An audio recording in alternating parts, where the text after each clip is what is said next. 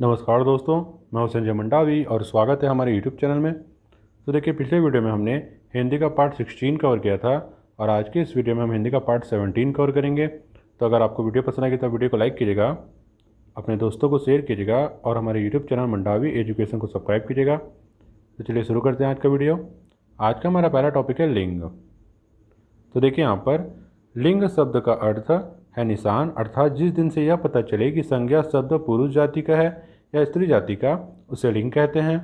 संज्ञा सर्वनाम या क्रिया के जिस रूप से किसी व्यक्ति, वस्तु या भाव की जाति, स्त्री या पुरुष का बोध हो, उसे लिंग कहते हैं। तो ध्यान से देखिए, यहाँ पर लिंग शब्द का अर्थ है निशान, ठीक, अर्थात जिस दिन से यह पता चले कि संज्ञा शब्द पुरुष जाति का है या स्त्री जाति का, उसे लिंग कहते हैं। तो देखिए, लिंग क्या होता है? लिंग या तो दो प्रकार का होता है, या तो पुरुष जाति का या तो स्त्री जाति का, ठीक।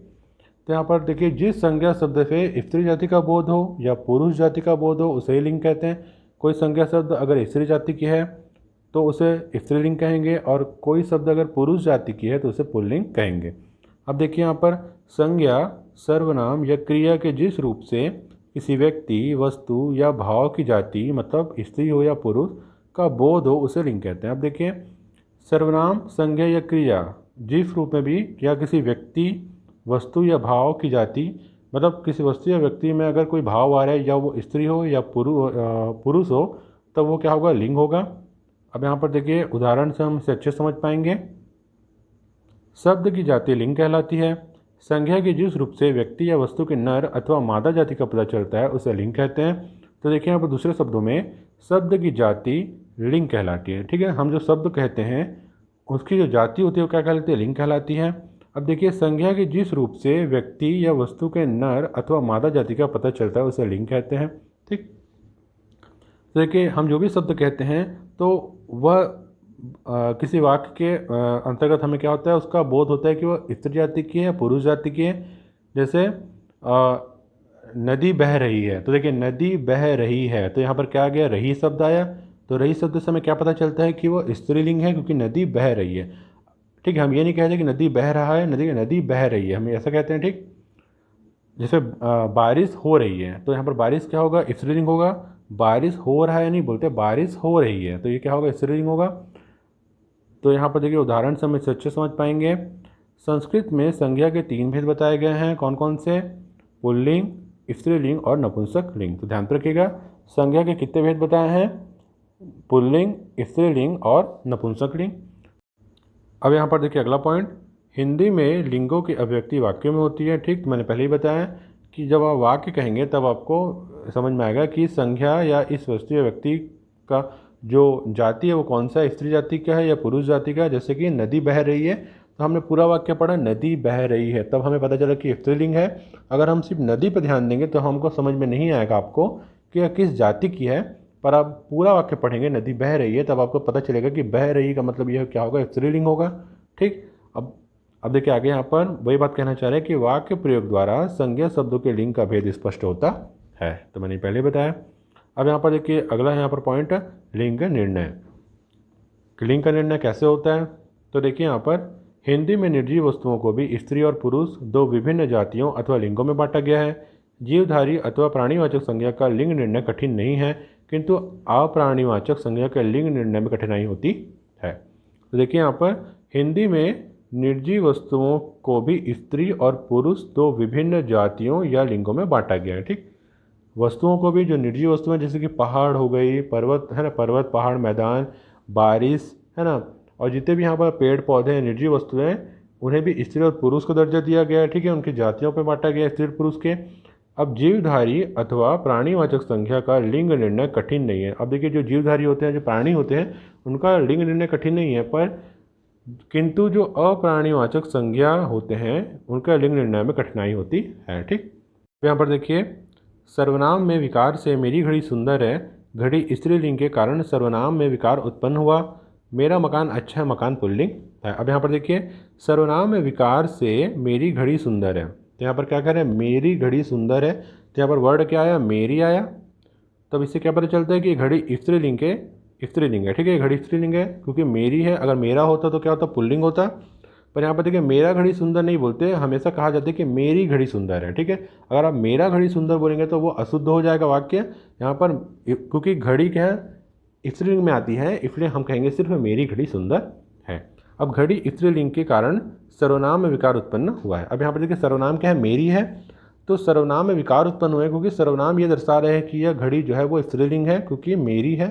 ठीक, अब यहाँ पर देखिए मेरा मकान अच्छा है, तो यहाँ पर देखिए मेरा, यहाँ पर मेरा शब्द आया तो मेरा से क्या पता चल रहा है कि जो मकान है वो पुरुष जाति का है, मतलब पुल्लिंग है। ठीक है, तो यहाँ बहुत ही आसान है, मेरा मकान अच्छा है। हम ये नहीं कहेंगे कि मेरी मकान अच्छा है, क्योंकि मेरी मकान बोलेंगे तो ये अशुद्ध हो जाएगा क्योंकि मेरी स्त्रीलिंग में आता है। पर हम कहेंगे मेरा मकान अच्छा है, तो मेरा क्या है पुरुष जाति पुल्लिंग को दर्शा रहा है, तो यहाँ पर क्या होगा मकान जो होगा वो पुल्लिंग होगा। बहुत ही आसान है, ध्यान पर रखिएगा। अगला यहाँ पर देखते हैं हम, विशेषण में विकार से वह बड़ा मकान है, क्रिया में विकार से वह बड़ी घड़ी है। अब यहाँ पर देखिए विशेषण में विकार, अब देखिए यहाँ पर विशेषण में विकार हो रहा है, पहले वहाँ पर सर्वनाम में विकार हो रहा था, अब यहाँ पर देखिए विशेषण में विकार हो रहा है। तो वह बड़ा मकान है, क्रिया में विकार से वह बड़ी घड़ी है। अब यहाँ पर देखिए वह बड़ा मकान है, वह बड़ा मकान है, तो यहाँ पर देखिए जो बड़ा आ रहा है क्या हो रहा है विशेषण है, और इससे क्या हो रहा है विकार उत्पन्न हो रहा है, मतलब बड़ा हो रहा है, बड़ा बोल रहा है, मतलब क्या होगा ये पुरुष जाति में आएगा, पुल्लिंग आएगा। ठीक, तो यहाँ पर देखिए क्रिया में विकार से वह बड़ी घड़ी। अब यहाँ पर देखिए यहाँ पर बड़ा मकान आया तो मकान क्या हो गया पुल्लिंग हो गया। अब यहाँ पर लिखा है वह बड़ी घड़ी है, बड़ी आ गया, बड़ी मतलब क्या कोई विशेषण है और स्त्रीलिंग को दर्शा रहा है। ठीक, बड़ा है वो पुल्लिंग को दर्शा रहा था और बड़ी क्या है स्त्रीलिंग को दर्शा रही है, वह बड़ी घड़ी है। अब देखिए घड़ी क्या होगा फिर स्त्रीलिंग होगा। ठीक, अब देखिए यहाँ पर अगला उदाहरण, बुढ़ापा आ गया, बुढ़ापा पुल्लिंग के अनुसार क्रिया विभक्ति में विकार से। अब यहाँ पर देखिए बुढ़ापा आ गया, तो देखिए यहाँ पर आ गया का मतलब क्या होगा, ये क्रिया है आ गया, और ये क्या है पुरुष जाति को दर्शा रहा है आ गया। अगर आ गई होता तब ये स्त्री जाति को दर्शाता, पर आ गया है मतलब ये पुरुष जाति को दर्शा रहा है। ठीक, और बुढ़ापा आ गया, तो इससे क्या होगा कि बुढ़ापा जो है वो है पुल्लिंग जाति का है। ठीक, अब यहाँ पर देखिए अगला उदाहरण, रोटी जली है, तो देखिए जली शब्द आ रहा है, तो जली का मतलब ये क्रिया होगा, और ये क्या दर्शा रहा है स्त्री जाति को दर्शा रहा है क्योंकि जली है, जला है नहीं है। ठीक, अगर जला है होता तो पुरुष जाति को दर्शाता। अब यहाँ पर देखिए जलना में विकार रोटी स्त्रीलिंग के कारण। अब यहाँ पर देखिए जली है मतलब ये स्त्रीलिंग को दर्शा रहा है, मतलब रोटी क्या है वो स्त्रीलिंग है। बहुत ही आसान है, ध्यान पर रखिएगा। अब देखिए अगला उदाहरण यहाँ पर, गुलाब का लाल रंग सुंदर है, तो देखिए गुलाब का लाल रंग। ठीक, ठीक है, तो ये क्या हो गया गुलाब का लाल रंग का बोल रहा है, मतलब क्या होगा ये पुल्लिंग होगा, पुरुष जाति का होगा। अगर की लिखता तब ये होता स्त्रीलिंग। ठीक, तो यहाँ पर गुलाब क्या होगा वो पुल्लिंग होगा। उसी प्रकार देखिए उसकी नाक कट गई, तो देखिए यहाँ पर सर्वनाम आ रहा है उसकी, उसकी से क्या स्पष्ट हो रहा है कि ये स्त्री जाति की है, मतलब स्त्रीलिंग का बोध हो रहा है। तो उसकी नाक कट गई मतलब जो नाक है वो क्या होगा स्त्रीलिंग होगा। ठीक, बहुत ही आसान है, ध्यान रखिएगा। अब यहाँ पर देखिए अगला टॉपिक है हमारा तत्सम शब्दों का लिंग निर्णय। तत्सम शब्दों का लिंग निर्णय कैसे करते हैं ये पढ़ना है हमको। तो देखिए यहाँ पर तत्सम शब्द जिनके अंत में आर आए तथा आस हो तो वे भी पुल्लिंग होते हैं, तो ध्यान रखिएगा। तत्सम शब्द में जिनके अंत में क्या क्या हो, आर हो, आय हो और आस हो, वो क्या होगा पुल्लिंग होगा। ठीक, अब यहाँ पर देखिए उदाहरण, जैसे अध्याय, ठीक है अध्याय में आय आया, समुदाय में आय आया, विकास, ठीक है आस आया, विकास में विकार आर आया, तो ये क्या होगा ये सब पुल्लिंग होगा। तो ध्यान रखिएगा आर आए और आस अगर आया तो वो पुल्लिंग होगा। ठीक है, तत्सम शब्द तो अध्याय, समुदाय और विकास और विकार क्या है पुल्लिंग है, और ये क्या है तत्सम शब्द है, ध्यान रखिएगा। अगला पॉइंट यहाँ पर देखिए, तत्सम शब्द जिनके अंत में त्र, न, ज, त्व, इत्य व य होता है पुल्लिंग शब्द होते हैं। तो ध्यान रखिएगा त्र, न, ज, त्व, इत्य व और य, तो क्या होगा पुल्लिंग होगा। वैसे कई शब्द अपवाद स्वरूप भी हो सकते हैं, तो ध्यान रखिएगा अपवाद भी होते हैं। हम इसे हम ना उदाहरण से अच्छा समझ पाएंगे। अब देखिए यहाँ पर, जैसे पवन का प्रयोग दोनों लिंगों में होता है। अब देखिए जो पवन का प्रयोग होता है ये दोनों लिंगों में होता है, ये स्त्रीलिंग में भी होता है और पुरुष लिंग में भी होता है, तो ये अपवाद है। ठीक, एक प्रकार से। अब यहाँ पर देखिए अप्रत्यांत, तप्रत्यांत तथा ख प्रत्यांत वाले तत्सम शब्द भी होते हैं। देखिए अप्रत्यांत मतलब अप्रत्यय वाले, तप्रत्यय वाले और ख प्रत्यय वाले भी क्या होते हैं तत्सम शब्द होते हैं। उदाहरण देख लेते हैं हम, जैसे फलित, ठीक है, नख, जय, पराजय, गणित, मुख, लेख इत्यादि। अब देखिए यहाँ पर त प्रत्यांत और ख प्रत्यांत, मतलब देखिए आखिरी में त आ रहा है या ख आ रहा है या अ आ रहा है। अब देखिए यहाँ पर कैसे फलित, तो फलित में क्या आया, त आया, तो क्या होगा, त प्रत्यांत हो गया। नख में ख आया, नख प्रत्यांत हो गया। जय में य आया तो य अ भी आ रहा है साथ में, तब क्या होगा, ये अप्रत्यांत हो गया। गणित में त प्रत्यांत हो गया, त आ रहा है। मुख में ख प्रत्यांत आ रहा है और लेख में ख प्रत्यांत आ रहा है। ठीक है, तो ये भी तत्सम शब्द होते हैं। अब यहाँ पर देखिए तत्सम शब्दों में अकारांत, नकारांत, उकारांत, इकारांत, इकारांत तथा ता तथा ईमा प्रत्यांत वाली भाववाचक संख्याएं स्त्रीलिंग में होती हैं। इसमें भी कतिपय अपवाद हैं जो प्रयोग के आधार पर पुल्लिंग शब्द बन गए। इकारांत शब्द वारी, जल्दी, पाणी, गिरी, बलि आदि इत्यादि शब्द पुल्लिंग हैं। तो ध्यान रखिएगा यहाँ पर, देखिए यहाँ पर तत्सम शब्दों में आकारांत, नाकारांत और उकारांत, इकारांत और इकारांत तथा ईम प्रत्यांत वाली भाववाचक संख्याएं स्त्रीलिंग होती हैं। अब देखिए यहाँ पर प्रत्यांत किसे कहते हैं, जो आखिरी में लगता है। ठीक है, शब्द आखिरी में लगता है, हम क्या कहेंगे, प्रत्यांत कहेंगे। प्रत्यय समझ लीजिए आप। अब यहाँ पर देखिए कौन कौन से बोल रहे हैं कि आकारांत, आकारांत, नकारांत, उकारांत, इकारांत, इकारांत और ता और ईम प्रत्यांत वाली भाववाचक संख्या क्या होती है, स्त्रीलिंग होती हैं। ठीक है, हम उदाहरण से इसे अच्छे समझ पाएंगे। इसमें भी कतिपय अपवाद है, इसमें भी क्या देखिए अपवाद है, अपवाद देखिए हर जगह है। ठीक, जो प्रयोग के आधार पर पुल्लिंग शब्द बन गए हैं। तो कुछ अपवाद है जो कि प्रयोग के आधार पर क्या हो गए हैं, पुल्लिंग शब्द बन गए हैं। इकारांत शब्द कौन कौन से हैं, तो देखिए वारी। अब देखिए यहाँ पर इकारांत मतलब क्या हो रहा है कि आखिरी में ई आ रहा है। ठीक है, ध्यान रखिएगा कि अकारांत मतलब क्या होगा, आखिरी में आ आएगा। नकारांत मतलब आखिरी में ना आएगा। और उकारांत मतलब आखिरी में ऊ आएगा। इकारांत में आखिरी में ई आएगा और इकारांत में आखिरी में ई आएगा। ठीक है, और ता आएगा आखिरी में। ईमा प्रत्यांत मतलब आखिरी में ईमा आएगा। तो ये क्या है, सब स्त्रीलिंग है। हम उदाहरण से इसे अच्छा समझ पाएंगे। अब देखिए इकारांत शब्द वारी, तो वारी में ई आया तो इकारांत हो गया। जल्दी, जल्दी में ई आया, इकारांत हो गया। पाणी, पाणी में ई आया, इकारांत हो गया। गिरी, गिरी में ई आया, इकारांत हो गया। बलि में ई आया, इकारांत हो गया। ये शब्द क्या है, पुल्लिंग है। ये अपवाद है, क्योंकि इकारांत, अकारांत, नकारांत, उकारांत इस टाइप के जो प्रत्यय आते हैं वो क्या होते हैं, स्त्रीलिंग होते हैं। पर ये वारी, जल्दी, पाणी, गिरी, बलि ये क्या है, पुल्लिंग है, मतलब ये क्या है, अपवाद है। अब यहाँ पर देखिए उकारांत शब्दों में मधु, अश्रु, तालु, मेरु, सेतु, हेतु इत्यादि के हैं, पुल्लिंग शब्द हैं। अब यहाँ पर देखिए वो इकारांत में अपवाद थे, अब यहाँ पर देखिए उकारांत में अपवाद है। देखिए मधु में ऊ आ रहा है, उकारांत हो गया। अश्रु में ऊ आ रहा है, उकारांत हो गया। तालु में ऊ आ रहा है, उकारांत हो गया। मेरु में ऊ आ रहा है, उकारांत हो गया। सेतु में ऊ आ रहा है, उकारांत हो गया। और हेतु में ऊ आ रहा है, उकारांत हो गया। तो ये क्या है, पुल्लिंग शब्द हैं और ये क्या है, अपवाद है। आप ध्यान पर रखिएगा। अब यहाँ पर देखिए बहुत ही इंपॉर्टेंट बात कि अगर आपको वीडियो पसंद आएगी तो वीडियो को लाइक कीजिएगा, अपने दोस्तों को शेयर कीजिएगा और हमारे यूट्यूब चैनल मंडावी एजुकेशन को सब्सक्राइब कीजिएगा। साथ ही हमारे टेलीग्राम चैनल को ज्वाइन कीजिएगा, हमारे फेसबुक पेज को भी लाइक कीजिएगा और हमारे फेसबुक ग्रुप को भी ज्वाइन कीजिएगा। लिंक जो है वो आपको डिस्क्रिप्शन में मिल जाएगा। और अगर किसी भी प्रकार का डाउट होता है आपको वीडियो से रिलेटेड तो आप मुझे कमेंट बॉक्स में कमेंट कर सकते हैं। और एक इंपॉर्टेंट बात कि आप वीडियो को कम से कम 2 बार देखिए, जिससे आपको चीज़ें अच्छी तरीके से समझ में आएगी और आप चीज़ों को ध्यान पर रख पाएंगे। तो चलिए आगे बढ़ते हैं। आगे देखिए हमारा अगला टॉपिक है तत्सम शब्दों के उदाहरण। तो हम देखें यहाँ पुल्लिंग में जो आते हैं उदाहरण, वे तत्सम शब्द देखेंगे।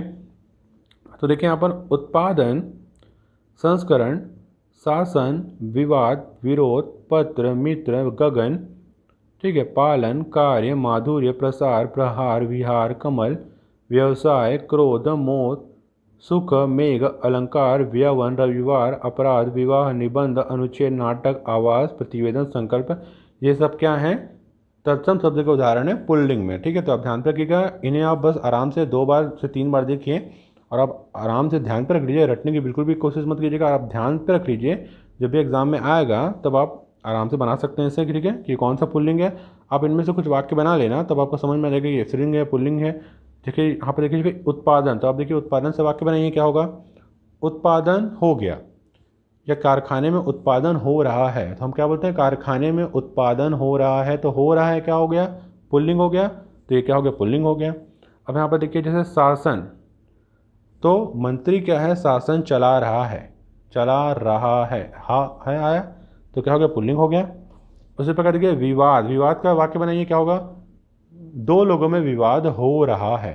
ठीक है, हो रहा है, पुल्लिंग आ रहा है। तो इससे आप वाक्य बना के आप क्या कर सकते हैं, किसी भी शब्द की पहचान कर सकते हैं कि वो स्त्रीलिंग है या पुल्लिंग है। ठीक, अब यहाँ पर देखिए अगला पॉइंट टॉपिक यहाँ पर तत्सम शब्दों के उदाहरण जो है वो स्त्रीलिंग में, तो देख लेते हैं हम स्त्रीलिंग के उदाहरण तत्सम शब्द।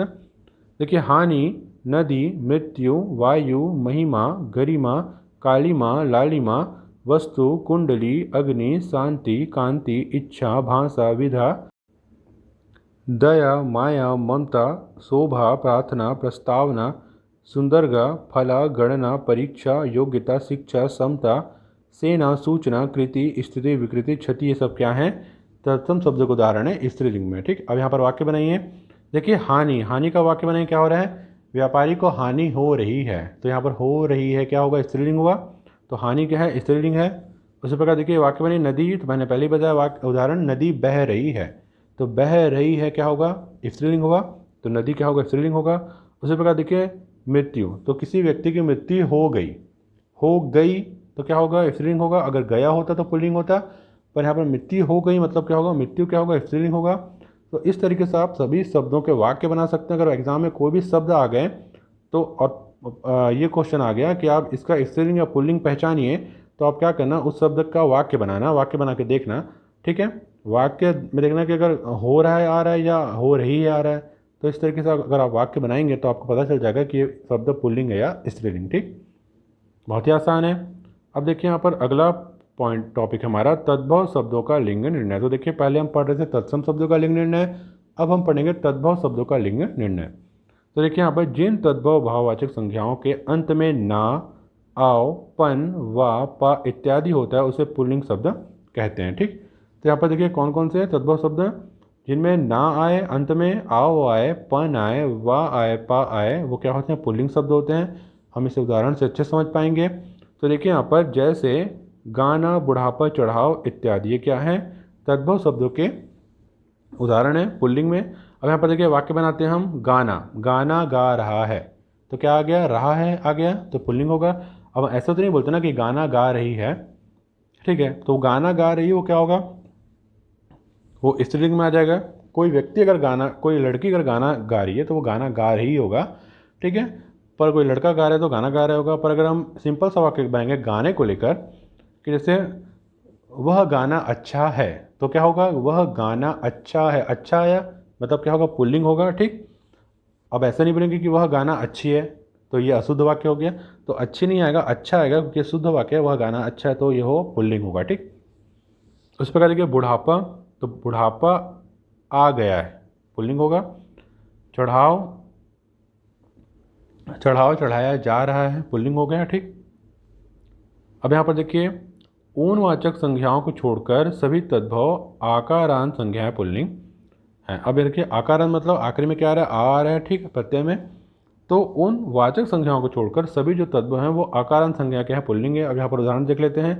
जैसे कपड़ा, आया, आकारांत आ रहा है आखिरी में। आटा आ रहा है, पहिया आ रहा है, तो ये क्या हो गया? आकारांत प्रत्यय हो गया। ठीक है, अब यहाँ पर देखिए ये जो है क्या है? पुल्लिंग है। जैसे कि कपड़ा, कपड़ा क्या होगा? कपड़ा अच्छा है, कपड़ा, ये कपड़ा बहुत अच्छा है, ये क्या हो गया? पुल्लिंग हो गया। ये कपड़ा बहुत अच्छी है, ऐसा नहीं बोलते हम, ये बोलते हैं हम ये कपड़ा बहुत अच्छा है। ठीक है, तो पुल्लिंग हो गया। उसी प्रकार देखिए यहाँ पर आटा और पहिया, ये भी क्या है?